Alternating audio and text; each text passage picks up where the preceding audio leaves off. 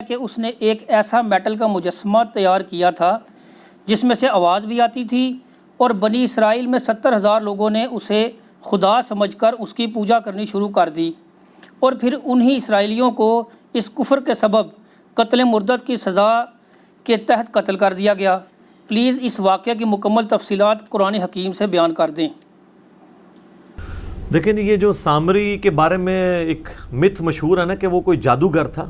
جادوگر نہیں تھا وہ، نہ اس نے کہیں کلیم کیا کہ میں جادوگر ہوں۔ ایک شعبدہ باز تھا وہ، جس نے سیدنا موسیٰ علیہ نبینا وعلیہ الصلاۃ والسلام کے کوہ طور پہ جانے کے بعد ان کی امت کو، ظاہر ہے کہ وہ آپ علیہ السلام کے صحابہ کرام ہی تھے، فتنے میں مبتلا کر دیا، اس حال میں کہ ان کے اپنے چھوٹے بھائی، بلکہ بڑے بھائی، منصب نبوت کے اعتبار سے چھوٹے تھے، عمر میں ان سے بڑے تھے، سیدنا ہارون علی نبینا وعلیہ الصلاۃ والسلام، وہ بھی ان میں موجود تھے۔ اس کے باوجود اس نے اس قسم کا فتنہ ان میں ڈالا کہ وہ قوم بنی اسرائیل جو ہے وہ اس فتنے کے اندر مبتلا ہو گئی۔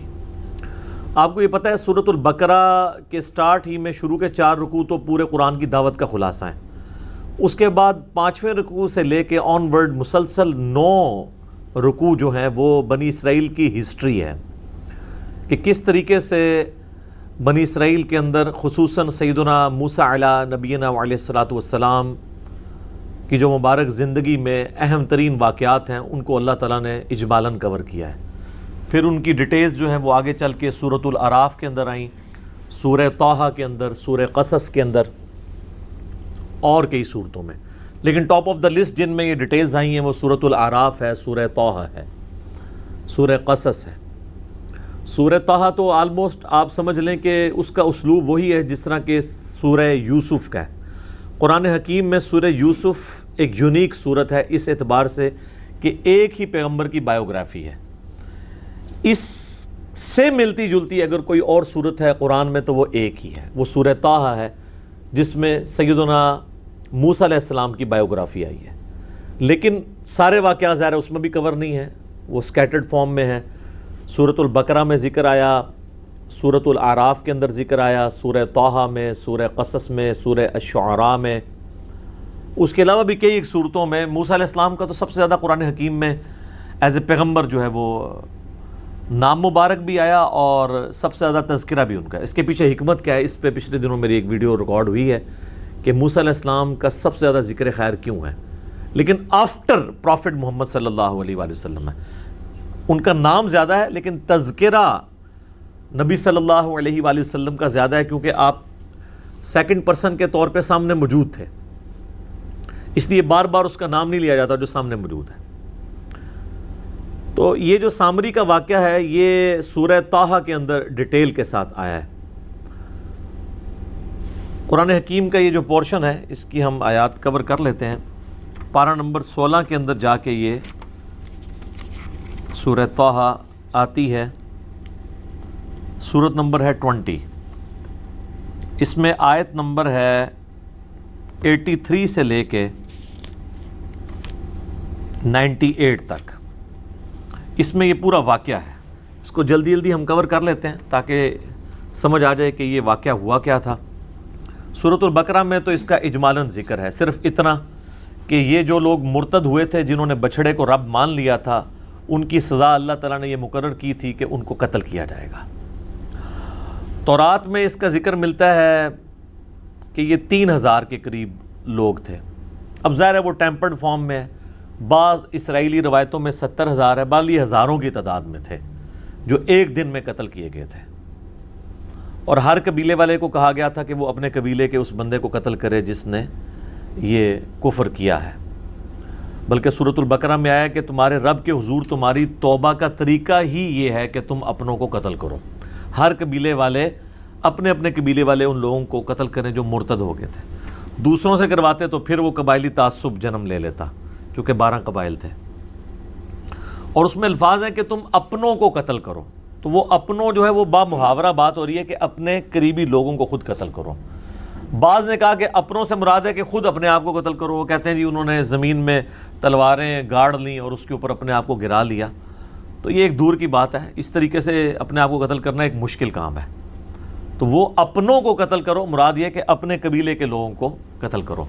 تو یہ قتل مرتد کی سزا تھی، اور اس میں الفاظ ہیں سورۃ البقرہ میں کہ یہ تمہارے رب کے حضور تمہاری توبہ کا ذریعہ ہے. باقی ڈیٹیل واقعہ کہ یہ کیوں ہوا تھا سورۃ الاعراف میں بھی ذکر ہے، لیکن جس شان کے ساتھ سورہ طٰہٰ میں آیا ہے نا، اور کسی صورت میں نہیں. آیت نمبر 83 سے اعوذ باللہ من الشیطان الرجیم. وما اعجلک عن قومک یا موسیٰ، اے موسیٰ تجھے کس چیز نے عجلت میں ڈالا کہ تو اپنی قوم کو چھوڑ کر میرے پاس آ گیا. اس میں بھی آگے آئے گا، سورۃ الاعراف میں بھی آیا کہ اللہ تعالیٰ نے ان سے وعدہ کیا تھا 30 دن کا کوہ طور پہ ملاقات کا، یعنی ان کی آپ سمجھ لیں وہاں پہ پوری ٹریننگ ہونی تھی. اور یہ واقعہ ہے جب وہ بنی اسرائیل کو لے کر نکلے ہیں اور وہ سمندری جھیل عبور کی ہے. وہ کئی ایک جھیلیں تھیں جن کو اب جوڑ کے نہر سوئز بنا دی گئی ہے. اور اس کے بعد یعنی بنی اسرائیل جو ہے وہ فرعون سے نجات پا چکے ہیں اور وہ شام کی طرف جا رہے ہیں، اور راستے میں کوہ طور پہ یہ معاملہ ہوا کہ اللہ تعالیٰ نے انہیں بلایا اپنے پاس 30 دن کے لیے، پھر بعد میں بڑھا کے اسے 40 دن کر دیے. اسی سے وہ تبلیغی جماعت والوں نے بھی چلہ نکالا ہے نا کہ حضرت موسیٰ علیہ السلام کا بھی، پر او چلہ اور تھے اے چلہ اور. ٹھیک ہے جی، اس لیے کہ وہاں پہ تو کتاب اللہ سکھائی جا رہی ہے، یہاں علماء کی کتابیں سکھائی جاتی ہیں.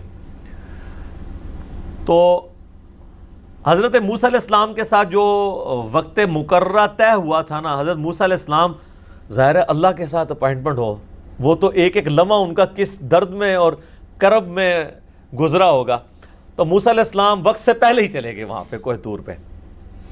لیکن اللہ تعالیٰ تو آپ کو پتہ ہے اپنے معاملہ، اللہ کا تو کوئی رشتہ دار نہیں ہے جو ہم بار بار بات کرتے ہیں.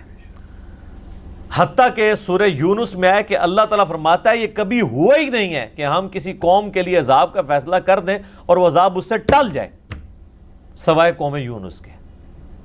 اور وہ اس لیے کہ یونس علیہ السلام نے اللہ تعالیٰ کی وحی کا انتظار کیے بغیر اپنا وہ علاقہ چھوڑ دیا تھا. تو یہ جو یونس علیہ السلام کی اجتہادی خطا تھی، اس ڈیبٹ کو اللہ تعالیٰ نے ان کی قوم کے لیے کریڈٹ بنا دیا کہ عذاب کے آثار نمایاں ہو گئے. لیکن چونکہ یونس علیہ السلام پہ وحی نہیں آئی تھی تو وہ آیا ہوا عذاب ٹل گیا. حالانکہ اللہ تعالیٰ فرماتا ہے نہ اس سے پہلے نہ اس کے بعد کبھی نہیں ہوا کہ عذاب ٹلے. چونکہ پیغمبر نے اجتہادی خطا کی، اس کا بینیفٹ ان کی امت کو مل گیا. لیکن موسیٰ علیہ السلام کے کیس میں پیغمبر نے اپنے حق میں بہتری چاہی کہ میں اپنے رب کے پاس پہلے چلا جاؤں. تو اس ڈیبٹ، اس کریڈٹ کا جو ڈیبٹ ہے وہ اس اعتبار سے امت کے اوپر پڑ گیا، ان کے اوپر خود بھی اس اعتبار سے کہ ان کے لیے تو ٹینشن تھی نا کہ ان کی قوم گمراہ ہوئی ہے. تو یہ وہ الفاظ ہیں وَمَا أَعْجَلَكَ عَنْ قَوْمِكَ يَا مُوسَىٰ، اے موسیٰ تجھے کس چیز نے اجرت میں ڈال دیا تیری قوم کے بارے میں. قَالَ هُمْ أُولَٰئِ عَلَىٰ أَثَرِي وَأَعْجِلْتُ إِلَيْكَ رَبِّي لِتَرْضَىٰ. انہوں نے کہا کہ اے اللہ میری قوم میرے پیچھے نقش قدم پہ چلتی آ رہی ہے، وہ بھی میرے تک آ پہنچے گی، اور میں نے یہ جو اجرت اختیار کی تو اے میرے رب تیری رضا چاہنے کو، میں تو جلدی تیرے پاس آنا چاہتا تھا. اور آپ کو پتہ ہے اسی موقع پہ یہاں تو نہیں ہے سورۃ الاعراف میں کہ انہوں نے اللہ تعالیٰ کی زیارت کی بھی تمنا کر دی تھی کہ اللہ میں تجھے دیکھنا چاہتا ہوں. تو اللہ تعالیٰ نے فرمایا کہ اس پہاڑ کی طرف، کوہ طور کی طرف دیکھ، اگر یہ قائم رہتا ہے نا پھر تو سوچنا تو مجھے دیکھ سکے گا. اور وہ پہاڑ جو ہے وہ ریزہ ریزہ ہو گیا اللہ تعالیٰ کی تجلی کی وجہ سے، اور اس کے انڈائریکٹ مشاہدے کی وجہ سے موسیٰ علیہ السلام بے ہوش ہو گئے. یہاں پہ وہ واقعہ سکپ ہے، لیکن وہ اسی 40 والا جو 40 دن کا چلہ آپ اسے کہہ لیں، اس کے اندر ہی یہ ہوا تھا. قَالَ فَإِنَّا قَدْ فَتَنَّا قَوْمَكَ مِن بَعْدِكَ وَأَضَلَّهُمُ السَّامِرِي. تو پھر اللہ تعالیٰ نے فرمایا کہ بے شک ہم نے تیرے بعد تیری قوم کو فتنے میں ڈال دیا، آزمائش کے اندر، اور انہیں سامری نے گمراہ کر دیا ہے. اب ظاہر گمراہ تو سامری نے کیا ہے اور اللہ تعالیٰ کہہ رہے ہیں میں نے فتنے میں ڈال دیا. اس طرح کی جتنی قرآن پاک میں آیات ہیں نا جن کے اندر آیا کہ اللہ تعالیٰ گمراہ کر دیتا ہے، اس سے مراد یہ ہے کہ وہ لوگ خود گمراہی کمانا چاہتے ہیں تو اللہ تعالیٰ کی ڈیوائن مور ان کے اوپر لگتی ہے. اللہ نے تو آزمانا ہے انسان کو. وَلَنَبْلُوَنَّكُمْ بِشَيْءٍ مِّنَ الْخَوْفِ وَالْجُوعِ وَنَقْصٍ مِّنَ الْأَمْوَالِ وَالْأَنفُسِ وَالثَّمَرَاتِ. ہر طریقے سے اللہ تعالیٰ نے آزمانا ہے. تو ذریعہ کوئی بھی بن جاتا ہے، شیطان بھی ایک ذریعہ بنا ہوا ہے آزمائش کا۔ تو ان آیات کا مقصد یہ ہوتا ہے کہ اس سے یہ رزلٹ نکالنا چاہیے کہ اللہ تعالیٰ چاہتا تو اس فتنے کو ٹال بھی سکتا تھا، لیکن اللہ نے اس فتنے کو آزمائش بنا دیا، ورنہ زبردستی تو کوئی اس طریقے سے نہیں کر سکتا، نہ اللہ زبردستی کرتا، یعنی اگر اللہ تعالیٰ زبردستی کرنا چاہتا تو اس فتنے سے قوم کو ٹال سکتا تھا، لیکن ان کے لیے ایک آزمائش بن گئی۔ فرجع موسیٰ الی قومہ غضبان آسفا، پس موسیٰ علیہ السلام لوٹے اپنی قوم کی طرف غصے کی حالت میں اور غم کی حالت میں، غضب کی حالت میں۔ اچھا، اس سے یہ پتہ چل رہا ہے کہ وہ 40 دن کا جو ان کی اللہ کے ہاں صحبت تھی نا، اس کے اینڈ پہ اللہ تعالیٰ نے ان کو یہ بات بتائی ہے، ورنہ تو وہ 40 دن بھی ان کے بیچارے کے ٹینشن میں گزرتے، کس طرح وہ 40 دن گزارتے تو فوراً واپس ہی آتے گئے۔ یہ اینڈ پہ یہ بات کی ہے، کیونکہ اس کے ساتھ ہی ذکر ہے کہ وہ فوراً پلٹے، تو ظاہر ہے کہ وہ 40 دن گزارنے کے بعد پلٹے۔ قال یا قوم الم یعدکم ربکم وعدا حسنا، انہوں نے کہا میری قوم کیا تمہارے رب نے تم سے اچھا وعدہ نہیں کیا ہوا تھا؟ یعنی جو توحید کی بدولت ہمیشہ کی کامیابیاں تمہاری مقدر ہونے والی ہیں، کیا تم نے ان وعدوں کو جھوٹا سمجھ لیا کہ تم نے اتنی گری ہوئی حرکت کی کہ ایک بچھڑے کی عبادت شروع کر دی، اور وہ بھی میٹل کا بنا ہوا؟ افطال علیکم العہد ام اردتم ان یحل علیکم غضب من ربکم فاخلفتم موعدی، کیا تم پہ میرے جانے کے بعد اتنا لمبا عرصہ گزر گیا تھا کہ تم وہ عہد توڑ بیٹھے؟ میں کوئی ہزاروں سال کے لیے تو نہیں چلا گیا تھا، 40 دن کے لیے گیا ہوں، 40 دن میں تم نے پیچھے سے یہ معاملہ کر دیا، اور کوئی عام لوگ نہیں ہے، صحابہ ہیں، پیغمبر کی صحبت کی ہوئی ہے، اور ایک پیغمبر بھی بیچ میں موجود ہے، ہارون علیہ السلام۔ یا تم نے ارادہ کیا کہ تم خود اللہ کا عذاب اپنے اوپر حلال کر لو، اللہ کا غضب، اور تم نے میرے ساتھ جو وعدہ کیا تھا اس کی تم نے مخالفت کر دی۔ قالوا ما اخلفنا موعدک بملکنا ولکننا حملنا اوزارا من زینۃ القوم فقذفناها فکذلک القی السامری، وہ کہنے لگے کہ ہم نے کوئی آپ کے ساتھ وعدے کی مخالفت نہیں کی، بلکہ ہوا یہ کہ ہمارے پاس جو قوم کے زیورات ہم نے ان کا وزن اٹھایا ہوا تھا، ظاہر ہے ایک لمبا پیریڈ ان کو سفر کرنا پڑ رہا ہے ریگستان میں، اور انہوں نے اپنی قوم کے جو زیورات اٹھائے ہوئے تھے، عورتوں نے بھی پوری زیورات میں لدی ہوئی تھی، تو وہ انہوں نے ارادہ کیا ہوگا کہ اسے ایک جگہ جمع کر دیا جائے تاکہ ایک ہی اونٹ پہ اسے رکھا جائے اور پگھلا کے اسے جمع کر کے ایک جگہ کمبائنڈ فارم میں آ جائے، اور بعد میں جس کا جتنا سونا اور چاندی ہے اتنا اسے توڑ کے دے دیا جائے گا۔ تو انہوں نے کہا ہم نے یہ جمع کیا اور وہ سامری کے پاس ڈال دیا، تو اس نے سامری نے پھر کام ڈال دیا اس کے ساتھ، اس نے آگ میں اسے ڈالا۔ فَأَخْرَجَ لَهُمْ عِجْلًا جَسَدًا لَهُ خُوَارٌ فَقَالُوا هَذَا إِلَٰهُكُمْ وَإِلَٰهُ مُوسَىٰ فَنَسِيَ، وَلِعَوْذُ بِاللَّهِ تعالیٰ۔ اس نے جو ہے وہ آگ میں ڈالا اور اس میں سے ایک چھوٹا سا میٹل کا بچھڑا بنا کے، جس طرح گائے کا بچہ ہے وہ نکالا، جس میں سے آواز بھی نکلتی تھی، یعنی یہ بیسیکلی تو پیچھے سے یہ بھی مصر کا رہنے والا تھا، اور جس طرح بانسری ہے آپ کو پتہ ہے کھوکھلی ہوتی ہے، اس میں ذرا سی ہوا چلے تو آواز نکل جاتی ہے، وہ آپ آواز خود منہ سے نکال رہے ہوتے ہیں، تو اگر تیز ہوا چلے اور اس طرح کے اس کا ڈیزائننگ کی جائے تو اس میں سے بھی آواز نکلتی تھی، باتیں نہیں کرتا تھا وہ، بس سائیں سائیں کی آواز آتی تھی، اور وہ کہنے لگا کہ یہ ہے تمہارا الہ، اور موسیٰ کا الہ موسیٰ تو بھول گیا ہے۔ استغفر اللہ۔ افلا یرون اللہ یرجع الیہم قولا ولا یملک لہم ضرا ولا نفعا، اللہ تعالیٰ فرماتا ہے کہ انہوں نے اتنی بھی عقل نہیں استعمال کی کہ یہ ان سے باتیں تو کرتا ہی نہیں ہے، خالی آواز ہی نکل رہی ہے۔ ویسے میں کہتا ہوں کہ موسیٰ علیہ السلام کے ساتھی اس زمانے میں ہوتے ہیں تو انہوں نے ہزاروں کے حساب سے الہ بنا لینے تھے، آج تو کمپیوٹر کا دور ہے، موبائل کا دور ہے، گھر گھر ٹی وی لگے ہوئے ہیں، جو مرضی کرا لو، روبوٹاں نو ویکھ کے تو ویسے ہی سجدے ڈگ پینا سی، ٹھیک ہے، وہ روبوٹ تو آرٹیفیشل انٹیلیجنس کے ساتھ بھی ہیں، وہ بول بھی سکتے ہیں، یہ فرق ہے جناب۔ تو یہ کوئی اس کو صحابہ کی توہین نہ سمجھے، لوگوں کے دماغ میں فوراً کیڑا آنا شروع ہو جاتا ہے کہ موسیٰ علیہ السلام کے صحابہ کی توہین کر دی تو یہ اللہ نے توہین کی ہوئی ہے، یا نعوذ باللہ یہ واقعات اس لیے بیان کیے ہیں کہ ان کو بیان کرنا ہی حرام ہے، یا توہین مذہب کا الزام لگ جائے گا، یہ ساری کی ساری چیزیں اس لیے ہیں کہ تاکہ عبرت پکڑی جائے۔ تو اللہ تعالیٰ فرماتا ہے انہوں نے یہ بھی نہیں دیکھا کہ وہ ان کے نفع نقصان کا مالک بھی نہیں ہے، نہ ان کے ساتھ وہ کلام کر سکتا ہے۔ وَلَقَدْ قَالَ لَهُمْ هَارُونُ مِنْ قَبْلُ، اور حضرت موسیٰ علیہ السلام کے آنے سے پہلے ہی ہارون علیہ السلام بھی ان پہ کوشش کر چکے تھے۔ انہوں نے اپنی قوم سے کہا یا قومی انما فتنتم بہ، اے میری قوم اللہ نے تمہیں اس کے ذریعے آزمایا ہے۔ اب اس میں چیز بھی کوئی ایسی نہیں تھی لیکن بس وہ آزمائش میں پڑ گئے۔ وَإِنَّ رَبَّكُمُ الرَّحْمَنُ فَاتَّبِعُونِي وَأَطِيعُوا أَمْرِي، تمہارا رب تو وہ رحمان ہے، پس میری اتباع کرو اور میرے حکم کی جو ہے وہ میرے تابع فرمان بن جاؤ۔ تو ہارون علیہ السلام کی بات انہوں نے نہیں سنی، یعنی ہارون علیہ السلام کو تو پتہ تھا کہ یہ آزمائش ہے، لیکن دو گروہ بن گئے، دو پارٹیاں بن گئی۔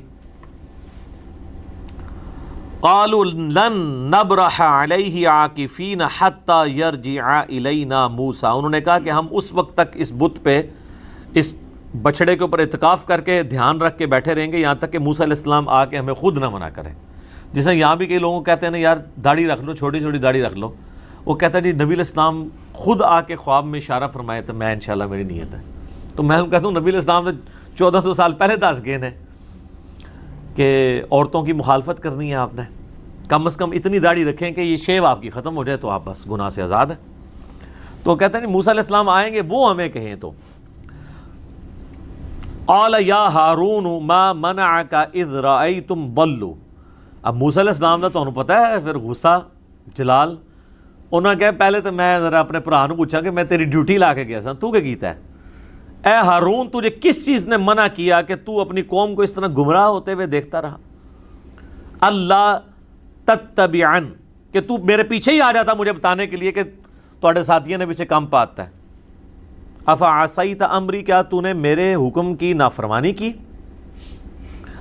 قال یا ابن ام لا تأخذ بلحیتی ولا برأسی، انہوں نے کہا اے میرے ماں جائے، یعنی ایک محاورتاً بات کہ ہم دونوں کی ماں ایک ہے، یعنی ہم سگے بھائی ہیں آپس میں، مت کھینچ میری داڑھی اور میرے سر کے بالوں کو۔ یعنی موسیٰ علیہ السلام نے صرف، آپ کو پتہ ہے ان کا تو جلال تھا صرف کہنے پہ نہیں ہے، انہوں نے ان کو سر کے بالوں سے، زلفوں سے اور داڑھی سے پکڑ کے نا خوب جھنجھوڑا۔ اچھا اس سے مٹھی داڑھی بھی ثابت ہو جاتی ہے کیونکہ چھوٹی داڑھی سے پکڑی نہیں جاتی، تو انبیاء کرام کی تو مٹھی ہوتی تھی لیکن چھوٹی بھی کوئی رکھ لیتا تو داڑھی کے حکم میں وہ شامل ہے، افضل یہ ہے کہ مٹھی رکھے۔ تو اے میرے بھائی میری داڑھی اور سر کے بالوں کو چھوڑ دے، انی خشیت ان تقول فرقت بین بنی اسرائیل ولم ترقب قولی، تو انہوں نے کہا کہ مجھے یہ ڈر ہوا کہ تو مجھے یہ نہ کہہ دے کہ تو نے جو ہے وہ میرے جانے کے بعد بنی اسرائیل میں تفرقہ بازی ڈال دی ہے، اور میرے جو تمہارے ذمہ میں ڈیوٹی کر کے گیا تھا تم نے وہ ڈیوٹی نہیں پوری کی، کہ ان کو یہ بھی خطرہ تھا کہ میں اگر نکل جاتا ہوں پیچھے حالات مزید نہ خراب ہو جائیں، تو میری موجودگی سے کم از کم میرے حامی جو ہیں وہ تو ایٹ لیسٹ اس کام سے رکے رہیں گے نا۔ تو موسیٰ علیہ السلام یہ اجتہاد کر رہے تھے کہ تمہیں مجھے آ کے بتانا چاہیے تھا، ان کا اجتہاد یہ تھا کہ میں نکل جاتا آپ کو بتاتا اور پیچھے سے کام خراب ہو جاتا تو آپ نے پھر مجھے کہنا تھا کہ تو ادھر سے نکل کیوں آیا، تو اتنے ہی رہنا سی، میں آ ہی جانا سی، میں 40 دن واسطے گیا تھا۔ تو اچھا اس سے یہ بات پتہ چلی کہ اجتہادی معاملات میں پیغمبروں میں بھی اختلاف ہو سکتا ہے، یہ اجتہاد ہوتا ہے جس میں آپ دو رائے رکھ سکتے ہیں۔ قال فما خطبک یا سامری، اب موسیٰ علیہ السلام جو ہے نا اصل مجرم کی طرف ہوئے کہ ہاں بھی سامری تو سنا بھائی تو ایک کام پایا ہے۔ قال بصرت بما لم یبصروا به فقبضت قبضة من اثر الرسول، وہ کہنے لگا کہ میں نے ایک ایسا منظر دیکھ لیا تھا جو باقی لوگوں نے نہیں دیکھا، کہ میں نے جو رسول فرشتہ یا موسیٰ علیہ السلام خود ہی جا رہے تھے، شاید جبرائیل علیہ السلام ساتھ ہوں، یعنی یہ اس کی سٹوری ہے۔ اس پہ بھی اب علماء کا اختلاف ہے، کئی علماء کا موقف یہ ہے کہ یہ اس نے ایک فرضی سٹوری بتائی ہے اپنے اس کو چھپانے کے لیے، کیونکہ جو آواز نکل رہی تھی وہ تو ہوا سے نکل جاتی ہے، یہ نہیں ہے کہ اس سے کچھ ہوا۔ بعض کہتے ہیں نہیں فزیکلی ہو سکتا ہے کہ اللہ تعالیٰ نے اس قوم کو فتنے میں ڈالنا تھا تو جبرائیل علیہ السلام کے گھوڑے کے جو جہاں جہاں پاؤں لگ رہے تھے وہاں کے اس نے کوئی مٹی اس میں سے اٹھا لی، فنبذتها وكذلك سولت لی نفسی، تو بس اس نے اس میں اس کو ڈال دیا. وہ کہتا ہے یہ میرے جی نے مجھے یہی پٹی پڑھائی تھی. قال فاذهب فإن لك في الحياة ان تقول لا مساس. تو موسیٰ علیہ السلام نے اسے بددعا دی کہ نکل جا، دفع ہو جا ادھر سے، اب پوری زندگی یہ تیری سزا ہے کہ تو لوگوں سے یہ کہے کہ مجھے کوئی نہ چھوئے. اس کو اللہ تعالیٰ نے ایک بیماری لگا دی. بعض کہتے ہیں جزام کی بیماری تھی، اور ایسا جزام لگا، کوڑ کا مرض ہوا کہ اگر اس کو کوئی ہاتھ ٹچ کرتا تھا نا تو اس کو بھی تیز بخار ہوتا تھا، اور جو ہاتھ لگاتا تھا اس کو بھی تیز بخار، یعنی اسے بھی اس اذیت سے گزرنا پڑتا تھا. تو ہر وقت اس کی زبان پہ یہ ہوتا تھا مجھے کوئی ہاتھ نہ لگائے، مجھے کوئی ہاتھ نہ لگائے. یعنی اس کے ہاتھوں نے جو غلط کام کیا تو اللہ تعالیٰ نے اسے یہ سزا اس پہ مسلط کر دی پوری زندگی کے لیے. وَإِنَّ لَكَ مَوْعِدًا لَن تُخْلَفَهُ وَانظُرْ إِلَىٰ إِلَٰهِكَ الَّذِي ظَلْتَ عَلَيْهِ عَاكِفًا. اور ان کا کہ بے شک تیرے ساتھ جو وعدہ ہے نا اس کی کوئی خلاف ورزی نہیں ہوگی، دنیا میں بھی عذاب، آخرت کا بھی عذاب ابھی تیرا باقی ہے. اور اب دیکھ کہ میں تیرے بنائے ہوئے اس جھوٹے الہ کے ساتھ کیا کرتا ہوں جس کے اوپر تم لوگ اعتکاف کر کے بیٹھے ہوئے تھے. لَنُحَرِّقَنَّهُ ثُمَّ لَنَنْسِفَنَّهُ فِي الْيَمِّ نَسْفًا. میں اس کو آگ لگاؤں گا اور اس کی راکھ جو ہے سمندروں میں، خشکیوں میں بکھیر دوں گا. یعنی وہ جو بچڑا بنایا ہوا تھا اس کو وہ ختم ہی کر دیا، وہ زیور بھی ان سے جاتے رہے. ظاہر ہے یہی کچھ ہی ہونا چاہیے تھا جو کچھ انہوں نے کیا. انما الہکم اللہ الذی لا الہ الا ہو. تمہارا الہ تو نہیں ہے مگر وہی ایک اللہ، صرف وہ ایک اللہ جس کے سوا کوئی معبود نہیں ہے. وسع کل شیء علما. اور اللہ تعالیٰ نے اللہ یعنی وہ ہستی ہے جس کے علم کی وسعت نے ہر چیز کو گھیرا ہوا ہے. کذالک نقص علیک من انباء ما قد سبق. اے نبی علیہ السلام اس طریقے سے ہم آپ کے اوپر وہ واقعات بیان کر رہے ہیں جو آپ سے پہلے گزر چکے ہیں. وقد آتیناک من لدنا ذکرا. اور بے شک ہم نے آپ کو اپنی طرف سے ایک نصیحت والی چیز یعنی قرآن عطا فرمایا. یعنی یہ نبی علیہ السلام کے نبی ہونے کی دلیل ہے کہ آپ علیہ السلام کی پیدائش سے 1400 سال پہلے کا یہ واقعہ ہے. حضرت موسیٰ علیہ السلام کا یہ جو پورا واقعہ ہے، اور وہ نبی علیہ السلام جنہوں نے کوئی دنیاوی تعلیم حاصل نہیں کی ہوئی، اس کے باوجود ان واقعات کو ٹینیز ڈیٹیل تک ایکوریسی کے ساتھ بیان کر رہے ہیں. یہ نبی علیہ السلام کے نبی ہونے کی دلیل ہے. باقی اس کا ایک پہلو ہے کہ یہ تو قرآنک ورژن ہے اس واقعے کا. ایک اس کا ورژن ہے جو تورات اولڈ ٹیسٹمنٹ میں موجود ہے، وہ مختلف ہے. اس میں تو معاذ اللہ انہوں نے حضرت ہارون علیہ السلام کے اوپر الزام لگایا کہ انہوں نے یہ بچڑا بنا دیا تھا. جی ہاں، پھر اس میں کنٹراڈکشن بھی ہے. اس میں آپ اگر مولانا مودودی رحمہ اللہ تعالیٰ کی جو تفسیر ہے تفہیم القرآن وہ آپ پڑھیں، انہوں نے دونوں کو کمپیئر کروا کے بتایا کہ کس طریقے سے تورات کے اندر یہ ٹیمپر کیا گیا ہے، اور تورات میں آنے والے اس واقعے میں خود اتنا کنٹراڈکشن پایا جاتا ہے کہ وہ خود ایک طرح کا واقعہ بیان نہیں کرتا. اور انہوں نے بتایا کہ اگر یہ بات ہوتی تو ہارون علیہ السلام کو سب سے پہلے سزا دی جاتی، کیونکہ قتل مرتد کی سزا اگر ان لوگوں کو ہو رہی ہے تو جس نے بنایا تھا تو اس کو سزا نہیں ہوئی. رہا یہ کہنا کہ اس کو سزا قتل مرتد کی کیوں نہیں ہوئی، قتل مرتد کی سزا اگر سامری کو ہوتی تو وہ ایک دفعہ مارا جاتا نا. یہ تو پوری زندگی کے لیے اس کو کوڑ کے مرض میں اور اس عذاب میں مبتلا کر دیا، پھر یہ جنگلوں میں نکل گیا، بڑی ذلت کی موت ہوئی. تلوار مار دی جاتی تو ایک دفعہ ہی جان چھوٹ جاتی، تو اس کو اس سے بڑا عذاب ڈالا گیا. پھر بعض اوقات جو اسرائیلی علماء ہیں یہودی وہ کہتے ہیں نہیں یہ ہارون کا جو نام آیا نا تورات کے اندر، اس سے مراد یہ والا ہارون نہیں ہے، وہ سامری کا لقب سامری تھا، اس کا نام بھی ہارون تھا. اس طرح کی ایک تعویلات وہ بھی کرتے ہیں. الٹیمیٹلی اس طریقے سے بنی اسرائیل کے جو واقعات ہیں جو قرآن میں آئے اور تورات میں بعض پورشن تو من ون اسی طریقے سے موجود ہیں، بعض میں کنٹراڈکشن ہے. اور یہ کنٹراڈکشن جو ہے یہ اس اختلاف کو اس امت میں اگر کسی نے ریزالو کیا نا وہ مولانا مودودی ہیں. اس سے پہلے جتنی بھی آپ قرآن کی تفسیر ابن جریر طبری کی دیکھ لیں، ابن کثیر کی دیکھ لیں، ان لوگوں نے تو اتنی زحمت ہی گوارا نہیں کی ہے کہ وہ اولڈ ٹیسٹمنٹ کو کھول کے اسرائیلی روایتوں کو دیکھ کے اور ان ساری روایتوں کو نقل کر کے من ون اور قرآن سے ان کا کمپیریزن کروائیں. میں نے پہلے بھی کئی دفعہ بتایا، ہمیں امریکہ سے کال آئی ہماری اکیڈمی میں، وہ کہنے لگے کہ جی ہمارے بچے اب جوانی کی عمر کو پہنچ رہے ہیں اور قرآن میں جگہ جگہ تورات کے واقعات آتے ہیں، اور ایون یہاں تک کہا جاتا ہے کہ بنی اسرائیل سے پوچھ لو.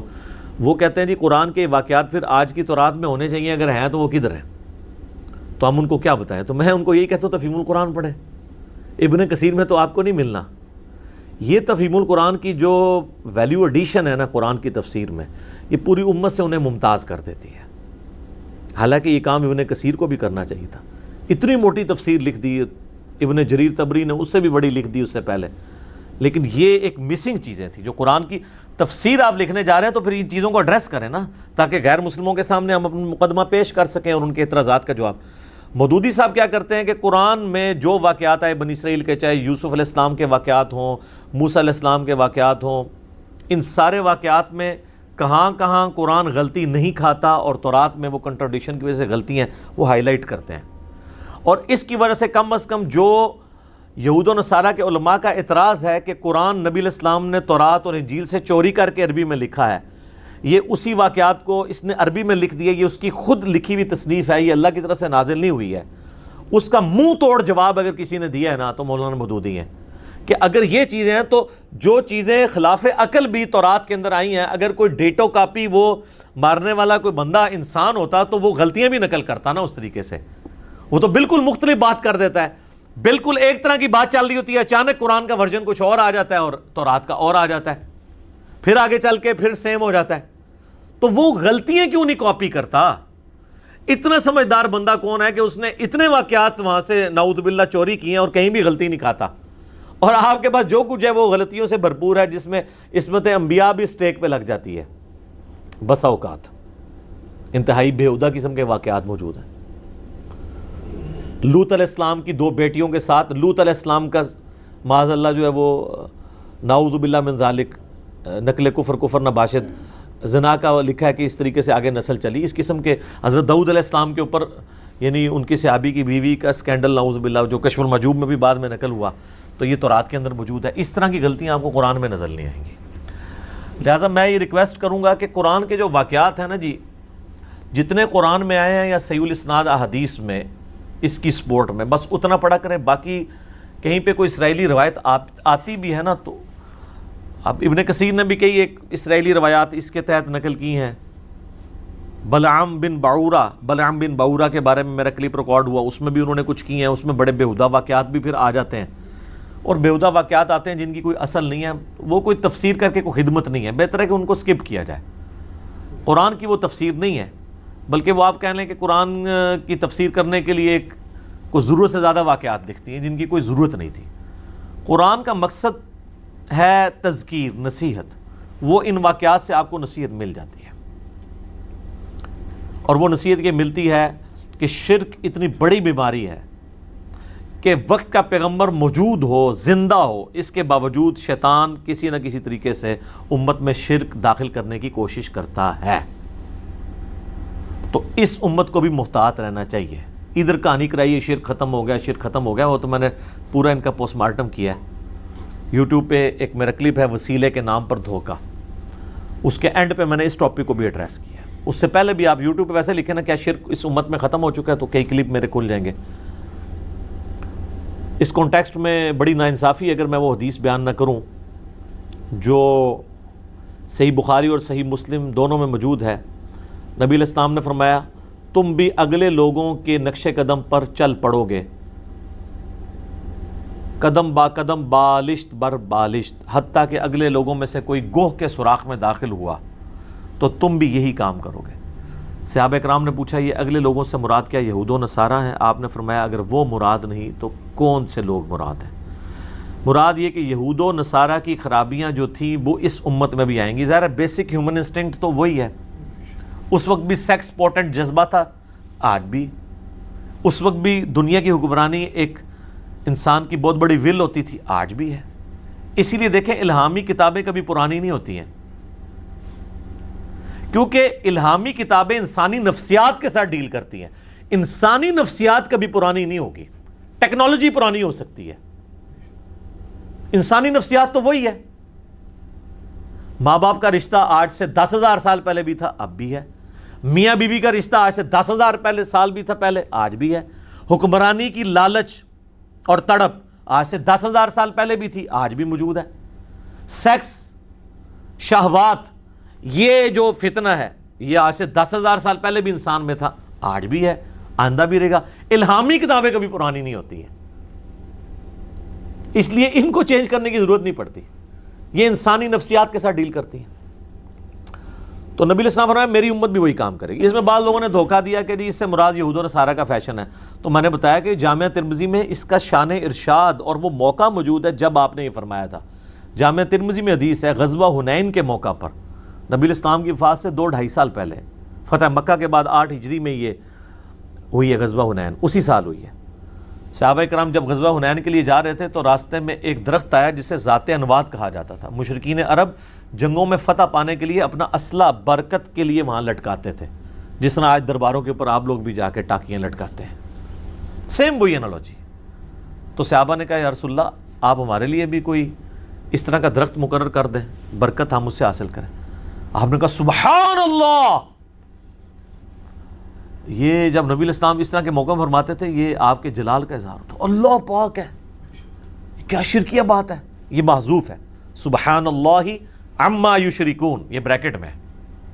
آج تو تم نے وہی بات کر دی جو موسیٰ علیہ السلام کے ماننے والوں نے کی تھی، کہ جب وہ ایک جگہ سے گزرے اور انہوں نے دیکھا کہ کچھ لوگ بتوں پہ اعتکاف کیے ہوئے بیٹھے ہیں، انہوں نے کہا اے موسیٰ آپ ہمارے لیے بھی ایک بت مقرر کر دیں اللہ کا، اس کے اوپر ہم دھیان کر کے بیٹھ جائیں۔ تو حضرت موسیٰ علیہ السلام نے کہا تھا اے اللہ اس جاہل قوم سے میں تیری پناہ میں آتا ہوں، سورۃ الاعراف آیت نمبر 138۔ اچھا حضرت موسیٰ نے اسی وقت بھانپ لیا تھا یہ جاہل قوم ہے۔ یہ جو اعتکاف والا جو واقعہ ہوا تھا نا کہ انہوں نے ریکویسٹ کی تھی، یہ ان کے بچڑے کو خدا بنانے سے پہلے ہو چکا ہوا تھا واقعہ۔ اس کے بعد جب انہوں نے دال لگا انہوں نے کام پا ہی لیا سامری کے ذریعے۔ تو نبی علیہ السلام نے اس موقع پہ جامعہ ترمذی میں آتا ہے کہ فرمایا کہ تم بھی اگلے لوگوں کے پیچھے چل پڑو گے، یعنی جو شرکیہ عقائد اور مشرکانہ رسومات اگلی قوموں میں تھی اس قوم میں بھی آئیں گی، اس امت میں۔ تو سر دیکھ لیں کوئی ایک بات بتائیں جو اگلی قوموں میں تھی اور یہاں پہ موجود نہیں ہے، کوئی ایک چیز بتائیں۔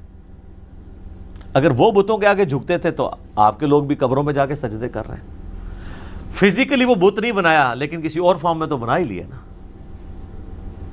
اور ان مزاروں پہ رکھے ہوئے پتھروں کو چاٹتے ہیں۔ اور تو اور آپ کے پرائم منسٹر صاحب کتنے پڑھے لکھے بندے ہیں، وہ فرید الدین گنج شکر کے مزار کے اوپر جا کے ان کی وائف نے انہیں گرا دیا ہے، ایک پڑھے لکھے بندے کو جس نے اسلامک ہسٹری کے اوپر کتاب لکھی ہوئی ہے، جو ہمیں جو ہے وہ لیکچرز کے اندر جو ہے وہ جنگ یرموک اور قادسیہ، رومنز اور پرشین امپائر کی جنگوں کے حوالے دیتے ہیں، اور کہاں پہ بھی اس پہ میری ویڈیو آ گئی تھی۔ تو یہ نیچے تک چیزیں ٹریول کرتی ہیں پھر۔ تو اس واقعے سے آپ نے یہ عبرت حاصل کرنی تھی کہ شرک اتنی خطرناک چیز ہے کہ وہ کسی بھی وقت داخل ہو سکتی ہے، حتیٰ کہ وقت کا پیغمبر بھی موجود ہونا تب بھی یہ داخل ہو سکتی ہے۔ تو سر آج تو پیغمبر موجود نہیں ہے تو آج نہیں داخل ہوگی، اور ہوئی بھی نظر بھی آتی ہے۔